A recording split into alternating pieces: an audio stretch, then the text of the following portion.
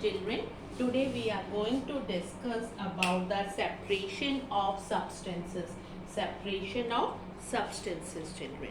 So we will be discussing about the children. We are going to discuss about the mixtures and pure substances. Okay. So what are the mixture, children? The mixture contains molecules of two or more substance. The mixture contains molecules of two or more substance. And if a substance contains only one type of atom or molecule, it is called a pure substance. What is it known as, children? It is known as pure substances. Very few pure substances are found in nature, children. Okay, now let us discuss some of the types of mixtures. Let us discuss about types of mixtures, children. Okay. First of all, the type of mixture is, children, homogeneous mixture. It is homogeneous mixture. Okay, children. In this mixture, what happens, children? The different substances present in a mixture, what are that known as? They are known as components, or we can call them as a constituents also, children. Okay. They are known as components, or they are also known as constituents. These are the different substances present in a mixture. They are known as a components or constituents. And sometimes, children, these components or constituents, they are uniformly spread over the mixture. These components or constituents, they are uniformly spread. They are uniformly spread, children, over the mixture, and each part of the mixture has the same properties. Each part of the mixture has a same property. Such a mixture is known as a homogeneous mixture. No matter, children, from which part of the mixture you are going to take it, it will have the same properties. Now the next one is a heterogeneous mixture, children. Okay.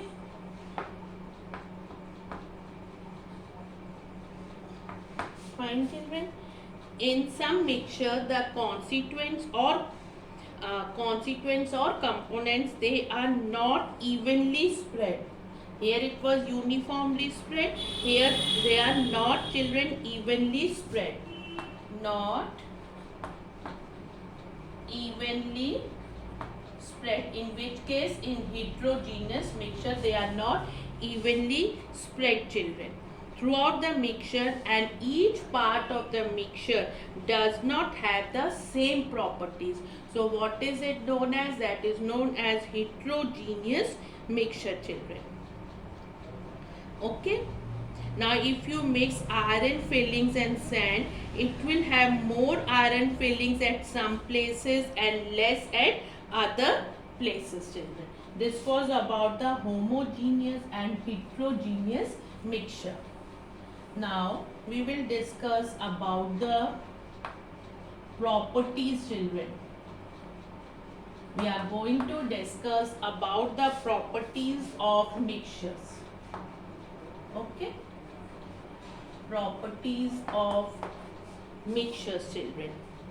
The constituents of a mixture may be in any ratio. They can be, children, in any ratio.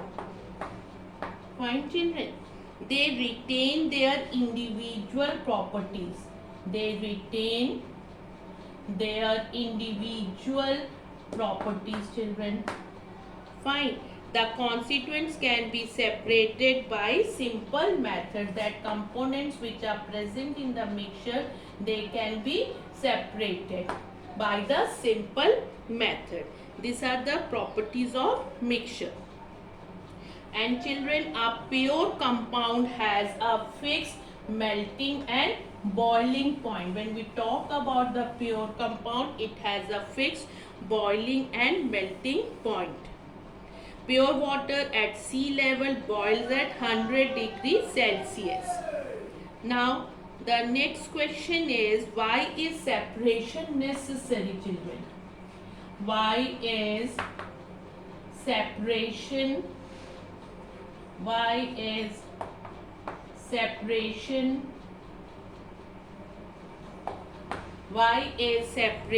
necessary?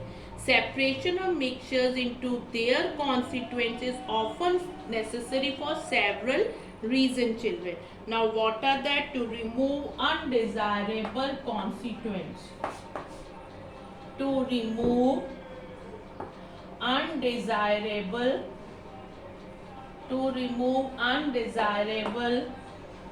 components or the constituents. Okay, children. Then to obtain useful constituents.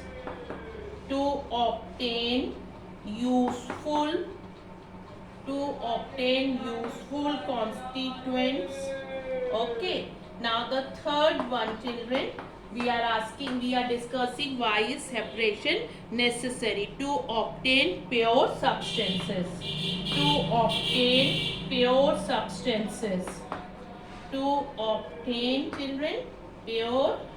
substances. Fine, children. Then next part is methods of separation.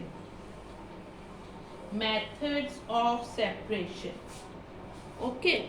Now the methods of separation for the solids. Methods of separation. Okay. Methods of separation for the liquids. Then for the soluble, solids and liquids. Soluble, solids and liquids. Then children, about the solids. Now in the solid, which are the methods, children? That is threshing. Okay, children, it is winnowing, threshing, winnowing. Then threshing, winnowing, hand picking, and sieving. Okay, and the next one is from this one. Next one is insoluble solids and liquids. Insoluble solids and liquids. Now, which methods are there, children? There are sedimentation,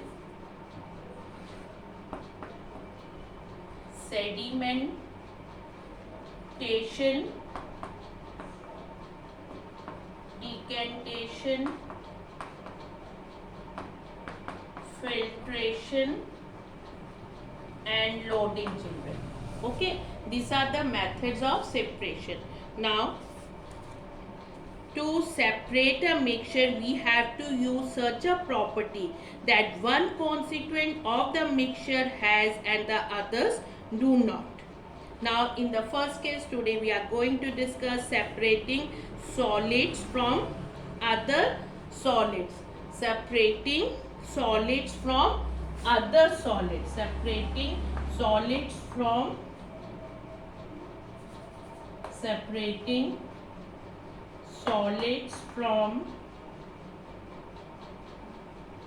other solids. Okay, this we are going to discuss, children.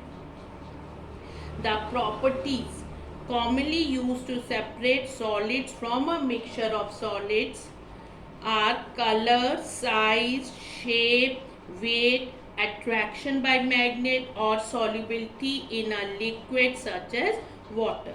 Now let us discuss one by one. One is threshing, children.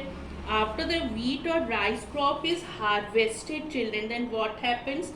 The grains have to be separated. Now how they are separated, children? By this process. This is threshing. The first step is to separate the grains from the stalk, that is threshing, children.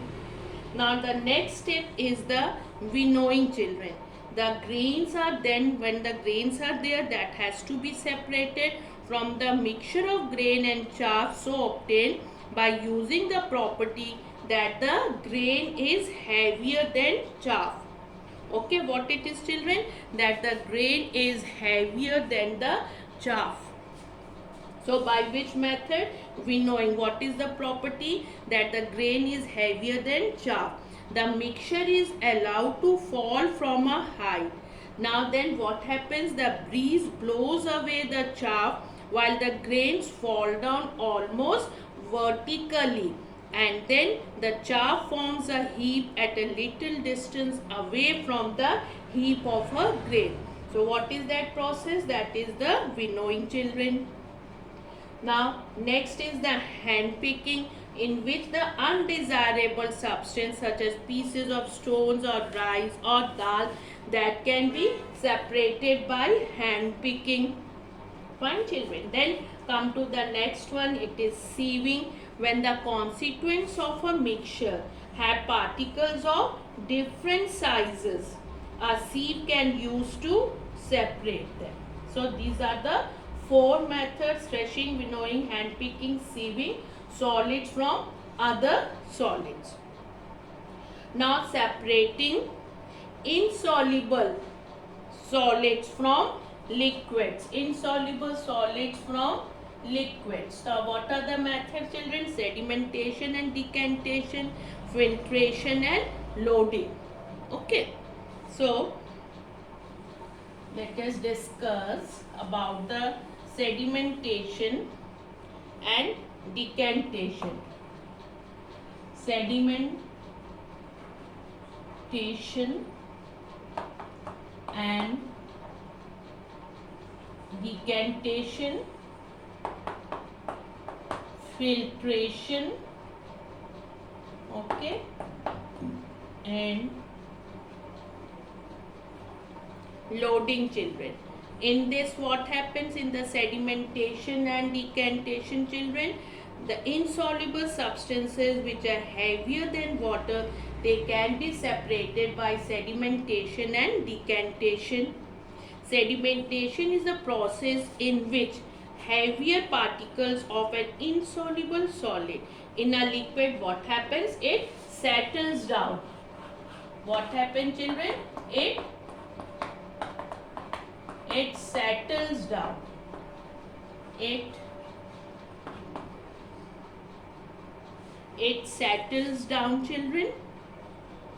Okay, that are what are that known as insoluble solid in a liquid that settles down. The particles that settle down, what are they known as? They are known as sediment. They are known as sediment, children. So decantation is the process of pouring out the liquid without disturbing the sediment. If a solid dissolves in a liquid, decantation can be used to separate them. So this was about the sedimentation and decantation. Now children, about the filtration. To separate tea leaves from tea, you pour the tea through a strainer. You must have seen the strainer in your home, children, which is a wire or a plastic mesh. The tea leaves are left behind in the strainer and the liquid that flows out. What is that process known as? This process is known as filtration, children. Now children, a filter paper can also be used, children. The particles, if you have to separate, the particles of mud are too fine and will pass through the holes. For this we need a fine filter. So a fine filter paper can be used, children. At homes and in office or schools, special types of filters are used to remove solid impurities from drinking water, children. And in some of the filters, you must have seen a special type of light called ultraviolet is there. Ultraviolet light is there. In some of the filters, you must have seen a special type of light, that is ultraviolet light. What is the role of it? It helps to kill the germs in the water. Now about the loading, children, is a method of speeding up sedimentation by making the particles heavier. Okay, children. Now what all we have discussed, that were the children, a pure substance contains only one type of atoms or molecules. A pure substance contains only, what all we have discussed, children, a pure substance contains only one type of atom or molecules. Okay, pure substances. A mixture contains molecules of two or more substance. Mixture. Then we discuss more substance around us are mixtures. Separating a mixture into its constituents. Why it is important?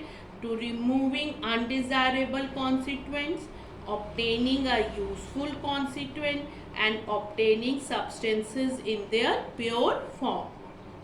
Then we discuss, to separate a constituent from a mixture, we use some properties that one constituent or mixture has and the other constituents do not have. Okay.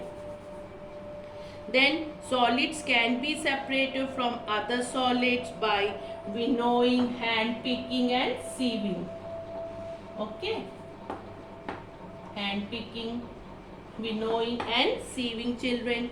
Insoluble solids can be separated from liquids by sedimentation and what was it? Decantation. And then we discussed about the filtration also and about the loading also, children. Okay. This all we had discussed. And we talked about the homogeneous mixture, a mixture in which the constituents are uniformly spread and each part of the mixture has the same properties. And the heterogeneous mixture, a mixture in which the constituents are not uniformly spread and each part does not have the same properties. This all we have discussed today. Thank you, children.